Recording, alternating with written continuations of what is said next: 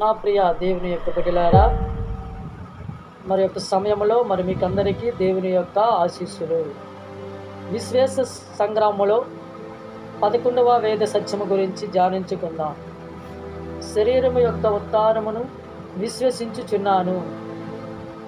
ప్రియ దేవుని బిడ్డలారా, చనిపోయిన వారందరిలో లోకాంత్యమున తమ ఆత్మ శరీరములతో దైవ బలము చేత తిరిగి జీవవంతులై లేచుదురు. అయితే ఈ విశ్వేశ దేవ రహస్యము మనకెంతో ఊరటను, సంతోషము, మంచి పుణ్య మార్గమున నడుచుటకు ఉత్సాహముగాను ప్రోత్సాహకరముగాను ఉన్నది. ప్రియ దేవుని యొక్క బిడ్డలారా, శరీరము యొక్క ఉత్థానమును విశ్వసించుచున్నాను అనడానికి ఏవైనా సరే ఆధారాలు ఉన్నాయని మనము ఒక అనుమానముతో ఉండవచ్చు. మనలో విశ్వేశం అనేది మన హృదయాలలో నాటబడాలి. అందుకే వాక్యము కూడా మరి సెలవిస్తుంది. యోహాను సువార్త 5వ అధ్యాయము మరి పరిశుద్ధ వచనములు 28 నుండి 29 వరకు, మీరు ఆశ్చర్యపడవలదు, ఆ గడియ సమీపించుచున్నది, అప్పుడు సమాధులలోని వారు ఆయన స్వరమును విని ఉత్థానులగుదురు. మంచి కార్యములు చేసిన వారు జీవ పునరుత్థానమును, దుష్ట కార్యములు చేసిన వారు తీర్పు పునరుత్థానమును మరి పొందెదరు. ప్రియ దేవుని యొక్క బిడ్డలారా, మరి శరీరము యొక్క ఉత్థానమును విశ్వసించుచున్నానంటే ఇదే. మరి ఈ యొక్క మరి పరిశుద్ధ వాక్యములే అని నీవు నేను ఆత్మ ఆలోచన మరి చేయాలండి. మరి చనిపోయినటువంటి వారిని మనము దుఃఖముతో భూస్థాపనము చేయుచున్నాము. కానీ వారు ఏదో ఒకరోజు వారి యొక్క అర్హతలను బట్టి, వారికి తీర్పును బట్టి పుణ్యాత్ములైతే వారు మహిమగల దేహముతో ఉంటారు. పాపాత్ములైతే వికారముగాను, అంధకారముగాను, అసహాయకరముగాను ఉంటారు. నా ప్రియ దేవుని యొక్క బిడ్డలారా, ఈ యొక్క విశ్వేశ మరి వేద సత్యములో, ఈ యొక్క 11వ వేద సత్యములో శరీరము యొక్క ఉత్థానమును విశ్వసించుచున్నాను అనడానికి ఇవే ఆధారాలు. నీవు నేను విశ్వసించే బిడ్డలుగా ఉండాలని.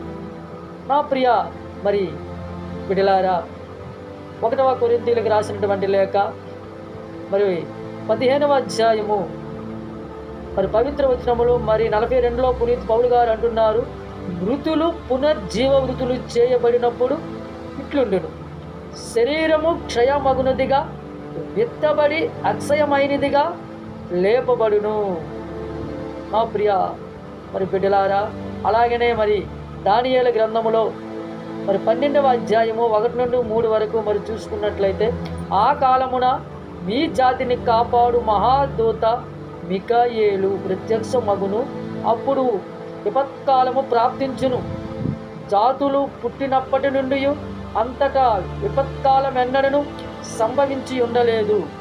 ఆ కాలము సమీపించినప్పుడు మీ జాతిలో దేవుని జీవ గ్రంథమున తమ పేర్లు వ్రాయబడి వారు జీవింతురు.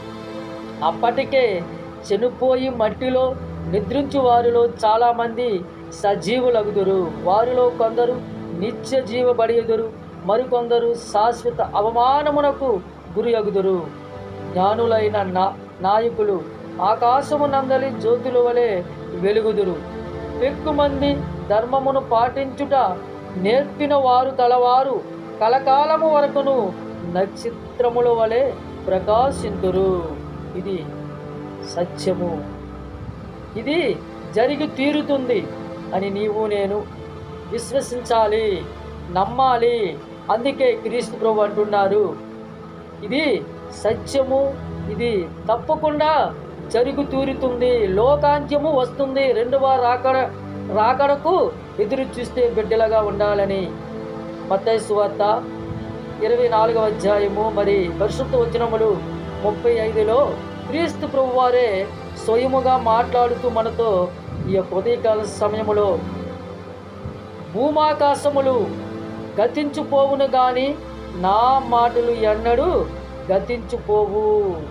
నా ప్రియ దేవుని యొక్క బిడ్డలారా, భూమి ఆకాశములు గతించుపోవును గాని నా మాటలు ఎన్నడూను గతించిపోవని క్రీస్తు ప్రభువారు రూఢిగా మరి నీకు నాకు మనందరం కూడా మరి వ్యక్తపరుస్తున్నారండి. మరియు తెలియజేస్తున్నారు. ఇది సత్యము, ఇది యథార్థము, నీవు నేను విశ్వసించే బిడ్డలుగా ఉండాలని. ఆయన రెండవ రాకడ కోసము ఎదురు చూసి మారు మనసు పొంది ఆయన న్యాయ తీర్పులో నీవు నేను మరి తలదించుకోకుండా తలెత్తుకునే బిడ్డగా ఉండాలని, ఆయన యొక్క రాకడలో నీవు మహిమగల దేహముతో ఉండాలని క్రీస్తు ప్రభువా ఈనాడు నిన్ను నన్ను అడుగుచున్నారండి, కోరుకుంటున్నారు. నా బిడ్డ, నీవు మారు మనసు పొంది నా యొక్క రెండవ రాకడలో నీవు నా యొక్క న్యాయ తీర్పులో ఉండాలి. నీవు నా మాటలను విశ్వసించాలి. భూమి ఆకాశములు గతించిపోవును కానీ నా మాటలు ఎన్నడూ గతించిపోవు.